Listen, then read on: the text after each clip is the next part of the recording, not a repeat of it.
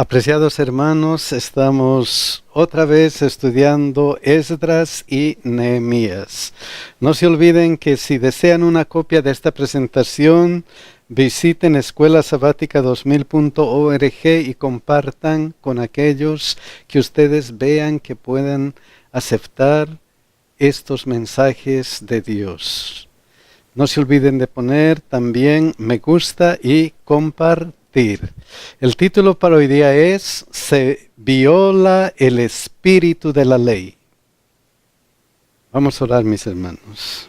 Santo Dios que estás en los cielos, gracias te damos porque eres tan bueno con nosotros que nos traes aquí para estudiar tu santa palabra. Señor, ayúdanos a entenderla y ayúdanos a hacer decisiones para vida eterna. Señor, también te rogamos por todas las familias que están viendo este video, por todas las familias a las que nosotros también representamos, y una bendición especial por todos nuestros hijos, que tú puedas protegerlas continuamente. En el nombre de Jesús, amén. Se viola el espíritu de la ley. Versículo de memoria, Nehemías 5:1, y dice: Os ruego que les devolváis hoy sus tierras, sus viñas, sus olivares y sus casas, y la 100ª parte del dinero, del grano, del vino y del aceite que demandáis de ellos como interés. Este versículo vamos a ver luego, pero vamos a ver que el pueblo de Israel estaba trabajando. Después de muchos problemas, después de muchas aflicciones, llega un punto en que, miren cómo está, Nehemías 4:15. Y cuando oyeron nuestros enemigos que los habíamos entendido y que Dios había desbaratado el consejo de ellos, nos volvimos todos al muro, cada uno a qué, a su tarea. Nos volvimos todos, estábamos trabajando. Pareciera que este pueblo de Israel estaba muy bien, trabajando en unanimidad, trabajando juntos para terminar lo que se habían propuesto, el muro de Jerusalén y Jerusalén. Pero había un problema. Eso era lo que estaban unidos, estaban haciendo todas esas cosas, pero había un problema. Miren lo que dice Nehemías 5:1. Entonces hubo un gran clamor del pueblo y de sus mujeres contra sus hermanos judíos. Para afuera estaban bien, trabajando sin problema, pero dentro había un problema, un gran clamor. ¿Cuál era el problema? Miren lo que dice Nehemías 5:2-3. Había quien decía: nosotros, nuestros hijos y nuestras hijas somos muchos, por tanto hemos pedido prestado grano para comer y vivir. Y había quienes decían: hemos empeñado nuestras tierras, nuestras viñas y nuestras casas para comprar grano a causa del hambre. Miren lo que dice Nehemías 5:4. Y había quienes decían: hemos tomado prestado dinero para el tributo del rey sobre nuestras tierras y viñas. O sea, había un problema interno. Estaban con problemas económicos, y no solamente problemas económicos surgidos de sus decisiones, sino también problemas económicos impuestos por el gobierno. Y el resultado de todos estos problemas era que, Nehemías 5:5, ahora bien, nuestra carne es como la carne de nuestros hermanos, nuestros hijos como sus hijos.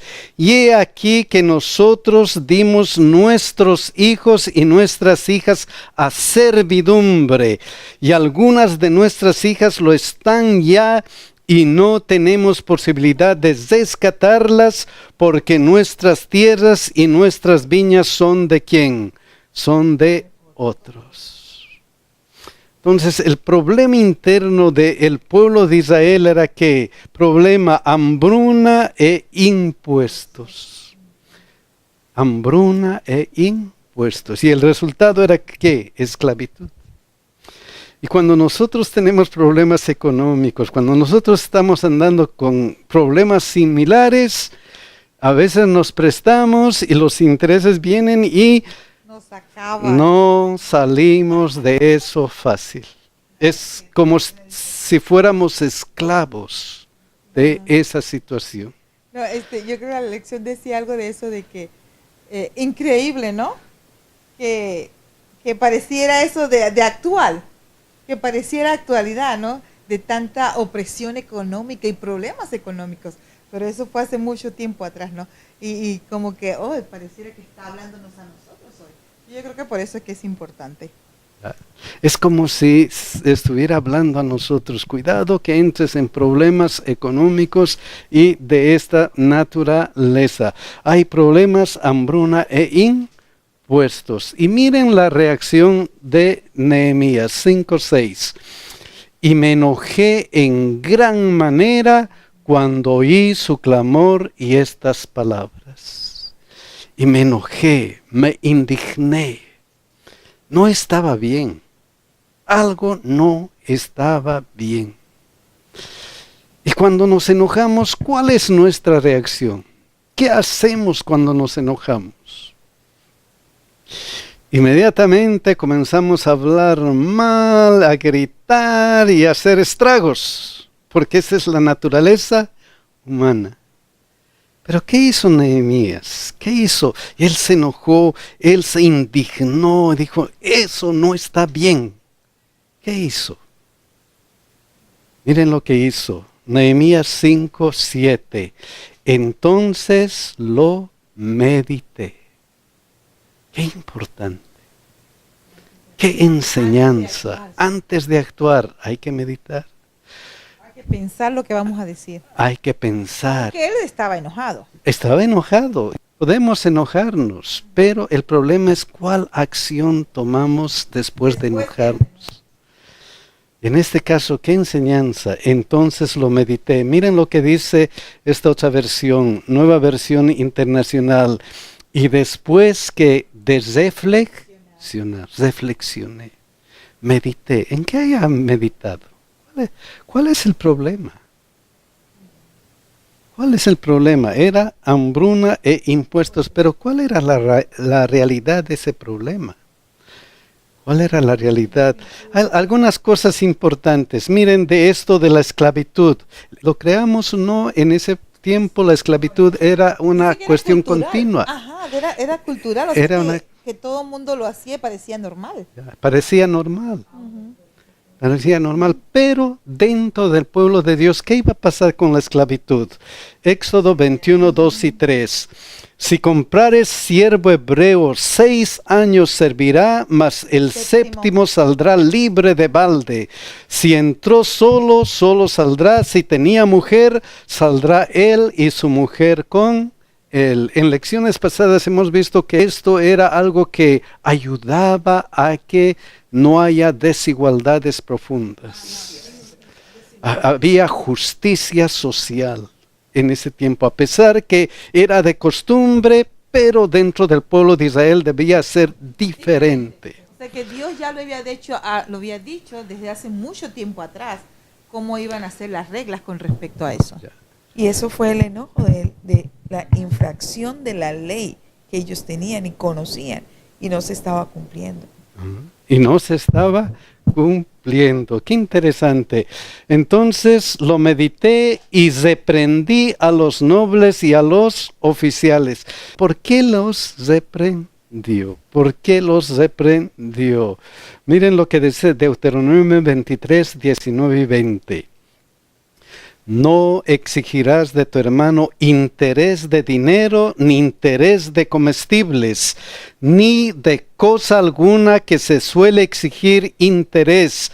Del extraño podrás exigir interés, mas de tu hermano no lo exigirás, para que te bendiga Jehová tu Dios en toda obra de de tus manos en la tierra donde vas para tomar posesión de ella. Habían tenido instrucciones específicas. ¿Cuál era el problema? El problema no era mucho la hambruna e impuestos. El problema era que estaban exigiendo que intereses. Estaban exigiendo intereses. Y miren lo que dice Miqueas 6:8. Oh hombre, Él te ha declarado lo que es bueno y qué pide Jehová de ti. Solamente hacer justicia y amar misericordia y humillarte ante tu Dios. Dios te ha declarado qué es lo que tienes que hacer. Tienes que hacerlo y tienes que hacerlo. Entonces, que estaban violando el espíritu de la ley, cobrando intereses y haciendo esas cosas. Entonces, esto nos enseña algo importante. En primer lugar, ya nos enoja algunas cosas, pero hay que meditar. Hay que meditar y después que buscar en la Biblia cuál es el problema y luego tratar de corregir. Entonces, ¿qué? Y convoqué contra ellos una gran asamblea. Después de meditar, después de encontrar el problema que era que estaban violando el espíritu de la ley, ahora sí, vengan, vamos a reunirnos. Vamos a hacer una gran asamblea. Y Nehemías 5:8, miren lo que dice. Y les dije, nosotros, según nuestras posibilidades, rescatamos a nuestros hermanos judíos que habían sido vendidos a las naciones. Rescatamos a nuestros hermanos de la esclavitud con nuestras posibilidades. Y vosotros vendéis aún a vuestros hermanos y serán vendidos a vosotros. Y callaron y no tuvieron que responder. Es que no hay. Cuando hay injusticia, ¿se puede o no se puede responder? No hay. No se puede responder. Miren lo que dice Nehemías 5:9. Y dije, no es bueno lo que hacéis. No andaréis en el temor de nuestro Dios para no ser oprobio de las naciones enemigas nuestras. Qué interesante, no es bueno lo que hacen. Cambien, mediten, piensen. Y más, miren lo que dice Nehemías 5:10. También yo y mis hermanos y mis criados les hemos prestado dinero y grano. Quitémosle ahora este gravamen. También yo. Yo estoy en ese mismo problema. Todos estamos en ese mismo problema. Hay que hacer lo bueno. Hay que hacer lo bueno. Y mi hermano, mire qué interesante esto. Él se toma su tiempo, piensa. Tal vez si él hubiese actuado rápidamente, con todo el sentimiento que tenía en el momento, el resultado hubiese sido muy diferente. Pero él se toma su tiempo y lo que me llama la atención es que de los cuales yo soy el primero. Da el ejemplo. Yo también lo estoy haciendo, pero soy el primero en dar ejemplo de cómo, de darme cuenta del error que he cometido y cómo debe ser tratada con justicia los que tienen necesidad. Amén. Hay que tratar con justicia, hay que hacerlo todos, no solamente ustedes. Nehemías 5:11, miren cómo continúa. Os ruego que les devolváis hoy sus tierras, sus viñas, sus olivares y sus casas, y la 100ª parte del dinero, del grano, del vino, del aceite, que demandáis de ellos como interés. Les ruego que ayuden, hagan un cambio. Está mal lo que están haciendo, no es bueno lo que están haciendo. Ayuden y hagan un cambio. Y a veces cuando Dios nos habla así, llega a nuestro corazón. Hay cambio. La lección decía que Dios siempre está de parte del necesitado y del pobre. Amén. Y debemos siempre tomar eso en cuenta. Y Dios siempre a veces nos pone en nuestro corazón la solución. Y miren lo que dice Nehemías 5:12. Y dijeron, ¿qué cosa? Lo devolveremos y nada les demandaremos, haremos así como tú dices. Qué interesante, qué importante. Buena reacción. Es que después de un sermón bueno, después de una cosa interesante, después que escuchamos algo bueno, hacemos unas decisiones. Sí, lo voy a cumplir. Lo voy a cumplir. ¿Qué resultado? ¿Qué resultado de este profeta? Entonces, Nehemías soluciona el problema. Vamos a devolver y lo vamos a hacer. Pero él soluciona el problema y dice una cosa especial. Ok, ustedes dicen lo vamos a hacer, ¿ahora qué? Entonces convoqué a los sacerdotes y les hice jurar que harían conforme a esto. Tiene que ser escrito. Lo que pasa es que, bueno, yo creo que igual que en tiempos de Nehemías, acá sucede lo mismo. Prometemos y no cumplimos. A veces por la emotividad. Después de un sermón emotivo, hacemos promesas. Y cuando vamos a la casa y lo consultamos, ya pensamos, hablé muy rápido. Entonces, no, es importante de que nuestra palabra tenga el valor que debe tener. Sí, sí, no, no. Porque de todo hay registro de lo que sale de nuestra boca. Amén, amén. Qué importante, no, tiene que estar escrito, tiene que tener esto una cuestión legal. Yo sé que tú lo estás haciendo de corazón. Yo sé que tú lo estás haciendo porque te ha llegado mi mensaje a tu corazón. Pero esto tiene que refrendarlo con que, le hice jurar que haría conforme a esto. ¿Por qué era importante el juramento? ¿Por qué es importante el juramento? Miren lo que dice Deuteronomio 23, 21 y 23. Cuando haces voto a Jehová tu Dios, no tardes en pagarlo, porque ciertamente lo demandará Jehová tu Dios de ti, y sería pecado en ti. Mas cuando te abstengas de prometer, no habrá en ti pecado, pero lo que hubiera salido de tus labios lo guardarás y lo cumplirás conforme lo prometiste a Jehová tu Dios, pagando la ofrenda voluntaria que prometiste con tu boca. Si hay solución, piensa, medita primero, ¿lo vas a cumplir? Si lo vas a cumplir, hazlo. Y si no, no lo hagas. Calladito se ve mejor. Por eso les hizo jurar. ¿Por qué? Porque ese juramento debería ser cumplido. Entonces, miren lo que dice Eclesiastés 5, 4, 5. ¿Cómo continúa?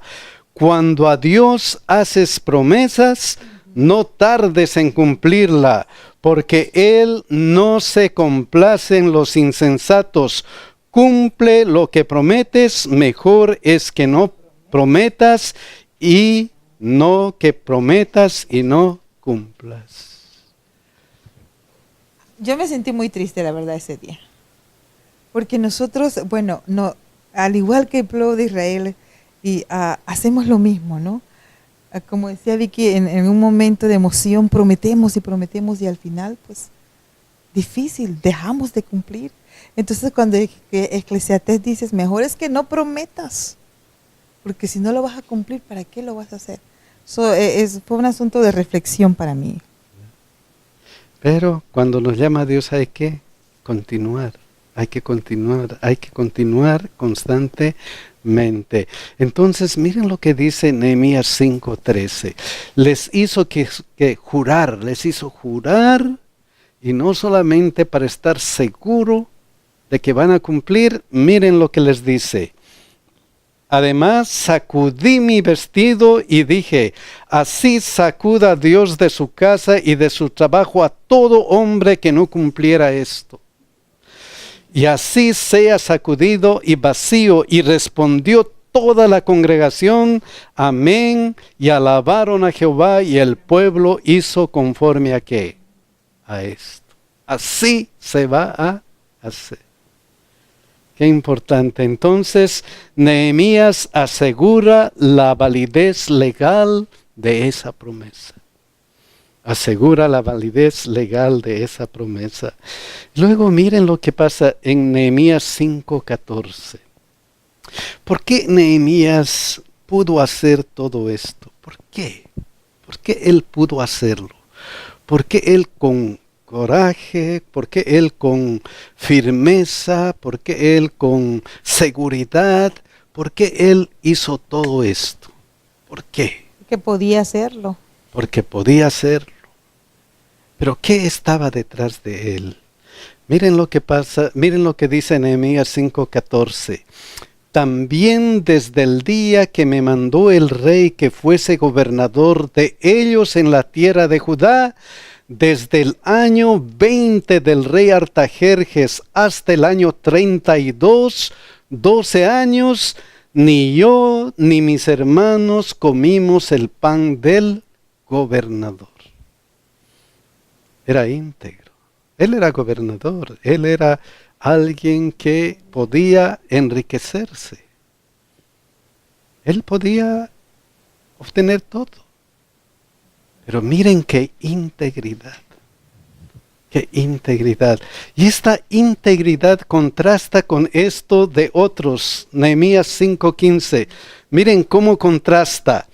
Pero los primeros gobernadores que fueron antes de mí abrumaron al pueblo y tomaron de ellos por el pan y por el vino más de 40 siclos de plata, y aún sus criados se enseñoreaban del pueblo.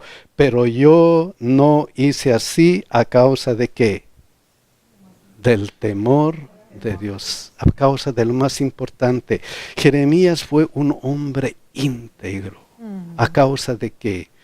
El temor a Yo Jehová. amo a Dios.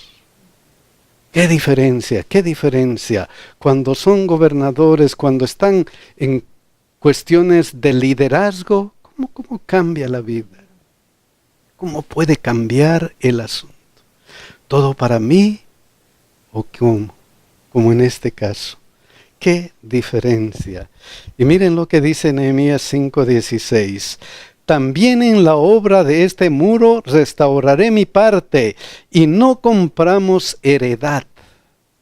Y todos mis criados juntos estaban allí donde, en la obra. Ejemplo. Por eso lo pudo hacer. Por eso pudo hacer todo este trabajo, porque él era ¿qué? Ejemplo de lo que vivía. Íntegro. Entonces, Nehemías, un ejemplo de integridad. Todo lo que decía la lección, se los voy a leer. Es un ejemplo de alguien que puso al Señor y a su obra por encima de su propio beneficio y ventaja personal. Es una buena lección para nosotros, independiente de quiénes nosotros somos. Poner a la obra de Dios en primer lugar. Pero él lo pudo hacer porque tenía temor de Dios. Tenía temor de Dios. Es que y de pronto es lo que nos falta. Buscad primeramente el reino de Dios y su justicia, y todas estas cosas os serán añadidas. Este es un ejemplo viviente de eso. Y porque la lección decía que él era rico, pero en todo lo que él hizo, él perdió completamente todo lo dio para la obra del Señor. Imagínense esa vida de abnegación. Por eso él pudo cumplir, porque era íntegro delante de Dios. Y miren lo que dice Nehemías 5:19. Al final, miren lo que él dice. Acuérdate de mí para bien. Le está orando a Dios. Acuérdate de mí para bien, Dios mío, y de todo lo que hice por este pueblo. ¡Qué abnegación! ¡Qué abnegación! Nos recuerda a Moisés, nos recuerda a los profetas, nos recuerda a muchos que han vivido. He aquí la obra de Dios. ¡Qué abnegación! Señor dice, acuérdate de mí para bien, Dios mío, y de todo lo que hice por este pueblo. ¡Qué ejemplo para nosotros los líderes! ¡Qué ejemplo para nosotros los líderes! Razón nomás Segunda Timoteo 4, 7, 8 dice, he peleado la buena batalla, he acabado la carrera, he guardado la fe. Acuérdate de mí para bien, Señor. He hecho todo eso. Por lo demás, me está guardada la corona de justicia, la cual me dará el Señor juez justo en aquel día, y no solo a mí, sino también a todos los que aman su venida. Acuérdate de mí, Señor. Ojalá que esa sea nuestra oración.